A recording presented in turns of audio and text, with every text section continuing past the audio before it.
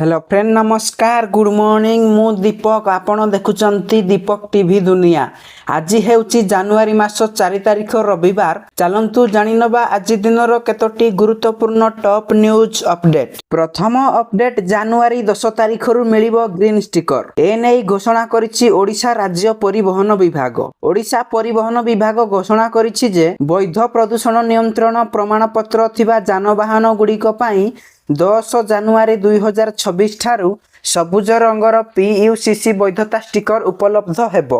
ଯେଉଁ ଯାନବାହନ ମାଲିକମାନେ ପୂର୍ବରୁ ବୈଧ PUC ପ୍ରାପ୍ତ କରିସାରିଛନ୍ତି ସେମାନେ ନିଜ ନିକଟସ୍ଥ ଆଞ୍ଚଳିକ ପରିବହନ କାର୍ଯ୍ୟାଳୟ RTOରୁ ଏହି ସବୁଜ ଷ୍ଟିକର ପାଇପାରିବେ। ଏହି ପ୍ରକ୍ରିୟାକୁ ସୁଗମ କରିବା ପାଇଁ ସମସ୍ତ RTOରେ विशेष काउंटर खोलाजिवो। केवल वैध PUCC थिबा जानवाहन गुड़िकु ही सबुज स्टिकर प्रदान कराजिवो। परवर्ती खबर एणिकी पंचम और अष्टम श्रेणी रे वार्षिक परीक्षा हेबो। पास फेल व्यवस्था मध्य रहिबो।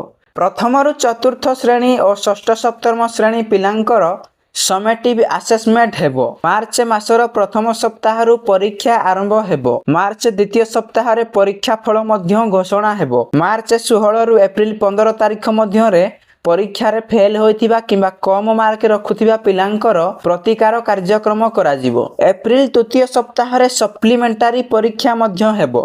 चतुर्थ सप्ताह रे फल प्रकाश पाइबो।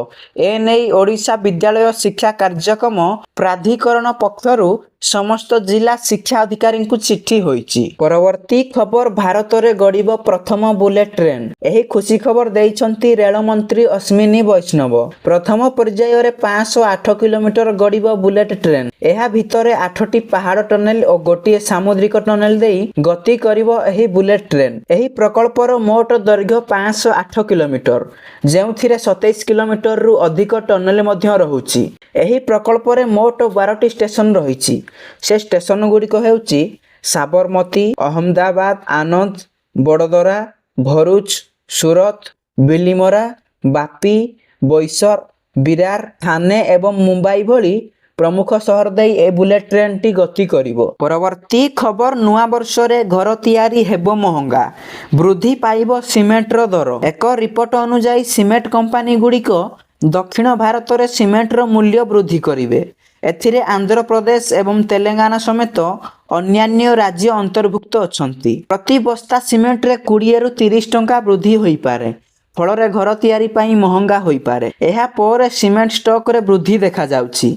जेके cement, Dalmia Bharat, SCC, JSW cement, India cement एवं स्टार सीमेंट रो शेयर 2% पर्यंत वृद्धि पाइछि। परवर्ती खबर पुरी दुर्घटना रे 5 वर्षीय नाबालकर मृत्यु को नहीं 4 लाख टंकार सहायता राशि घोषणा करिसंती मुख्यमंत्री मोहन चरण माझी। आज सकाळे बळगंडी छकरे स्कूटी रे जेजेबापा सह जिबा बेले दुर्घटना घटिथिला। बोलेरो धक्कारे कुमुटी साहिर निरंजन देवଙ୍କ पुओ श्रेयांश मृदेवଙ୍କ मृत्यु होइथिला एवं तांको जेजेबापा नीलकंठ दे गुरुतर अवस्था पुरी हॉस्पिटल रे चिकित्साधीन अछंती। एही दुर्घटना रे नाबालकर मृत्यु को नहीं उत्तेजना वृद्धि पाइछि। मेडिकल छकरे मृतदेह रखी परिवार लोक धारण करिसंती। न्याय दाबी रे टायर जाली रास्ता अवरोध करिसंती उत्तेजित लोके। घटनास्थली रे पुरी SP पहुंची लोकन को बुझासुझा करुछंती। एही सब घटना घटिया परे मुख्यमंत्री मोहन चरण माझी तांको परिवार को 4 लाख टंकार सहायता राशि घोषणा करिसंती।